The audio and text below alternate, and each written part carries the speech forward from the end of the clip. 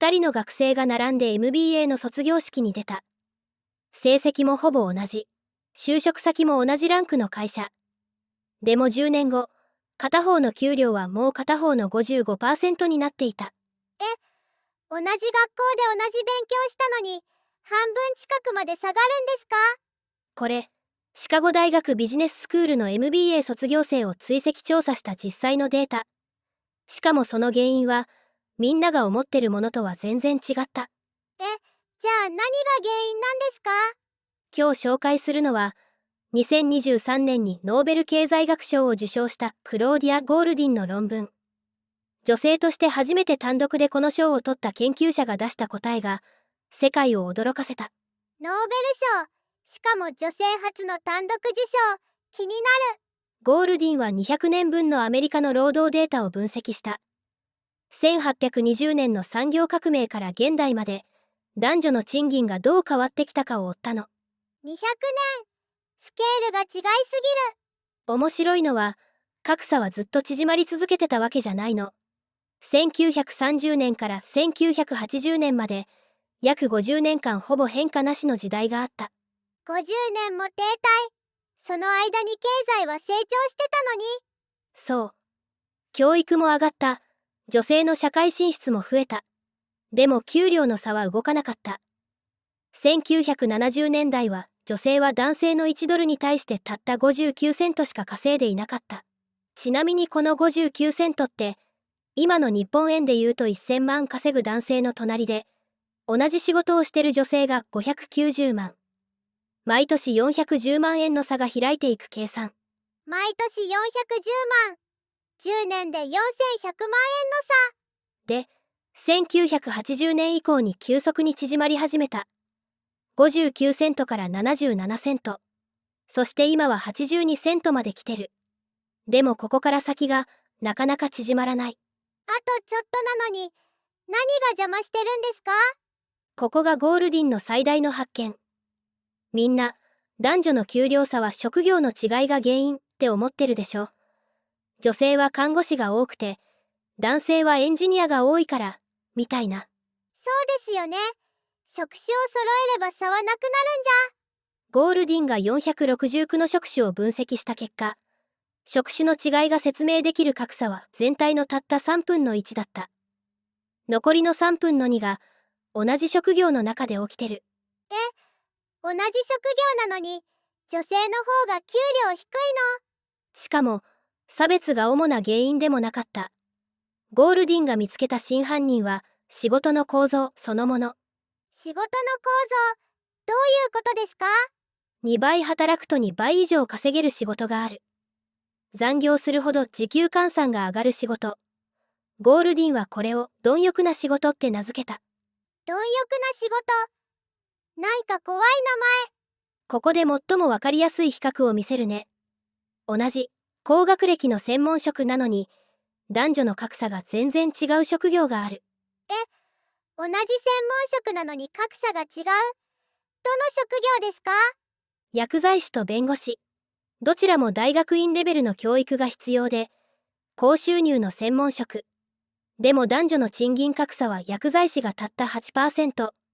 一方で金融や法律の世界では格差がはるかに大きい。格差がはるかに大きいって具体的にどれくらい違うんですか？薬剤師は代替可能性が極めて高い職業なの。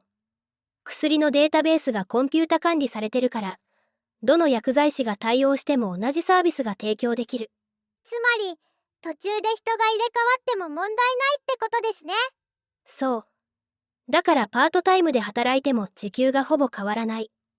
ゴールディンの調査では、薬剤師のパートタイムペナルティはほぼゼロだった。一方、弁護士は真逆。クライアントとの長期的な信頼関係が命だから、担当者が変わると価値が激減する。しかも大手事務所では、時短勤務を選んだ瞬間に出世コースから外される。ゲームで言うと、薬剤師はセーブデータが共有されてて、弁護士は一人のキャラでしか進められない RPG みたいな感じ？いい例え。弁護士はキャラを途中で交代できないからね。で、子供が生まれると何が起きるか。あ、子育てで長時間働けなくなるから。 MBA 卒業生のデータが衝撃的。卒業直後は男女の給料にほとんど差がない。でも子供が生まれた瞬間に格差が急拡大する。子供が生まれると給料が分岐するんですか？ 18ヶ月のキャリア中断で MBA 女性の所得は 41% も落ちる。でも労働時間の減少は 24% だけ。時間以上にペナルティが大きい。時間は 24% しか減ってないのに、お金は 41% も減る。無理ゲーじゃないですか、それ。これが貪欲な仕事の本質。長時間労働に不均衡に高い報酬を出す構造が、子育てする側に極端に不利に働く。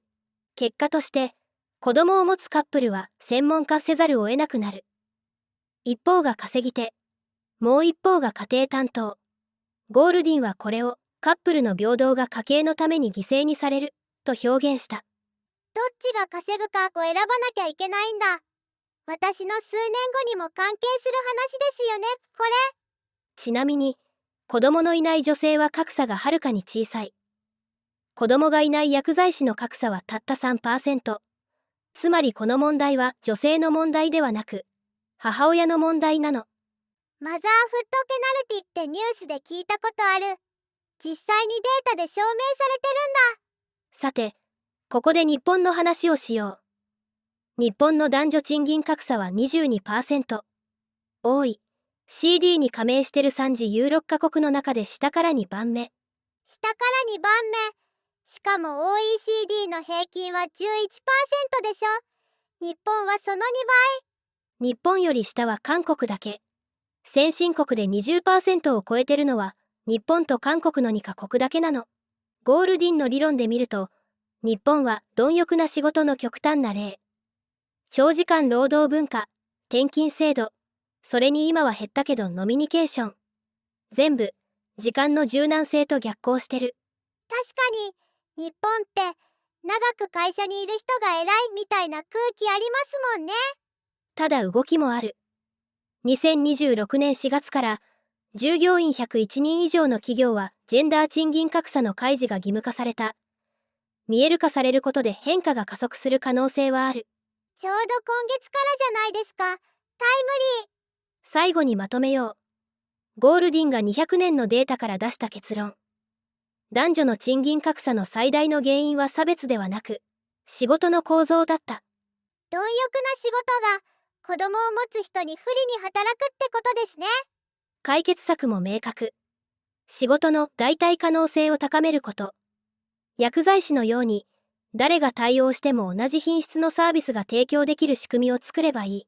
テクノロジーの力で情報の引き継ぎをスムーズにするとか。そう。実際にテクノロジーや科学の分野ではそれが起きてて、格差は比較的小さい。問題は金融、法律、コンサルの世界。ここはまだ貪欲な仕事が支配してる。ちなみにゴールディンの調査では、キャリアと家庭の両方を満足に実現できた女性はたった 35%、男性は 60%。ゴールディンはこの格差を壮大な男女平等の物語のまだ書かれていない最後の章と呼んだの。論文のタイトルが最後の章なのって、そういう意味だったんですね。私たちにできることは3つ。1、自分の職場の貪欲度を知ること。2、柔軟な働き方を受け入れる文化を広げること。3、仕事の情報共有を徹底して、誰でも引き継げる仕組みを作ること。貪欲な仕事を優しい仕事に変えていくってことですね。私、就活の時にこの視点で会社見てみよう。次回も論文データで、みんなのお金の常識を揺さぶります。それではまた。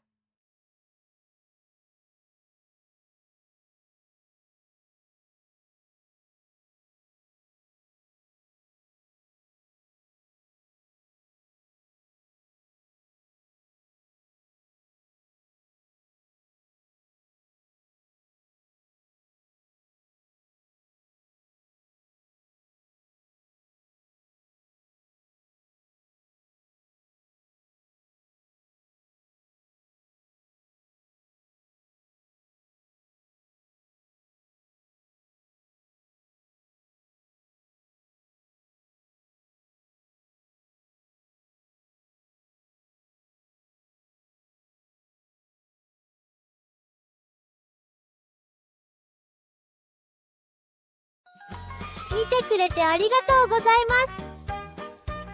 チャンネル登録といいねよろしくお願いします。コメントも待ってます。じゃあまたね。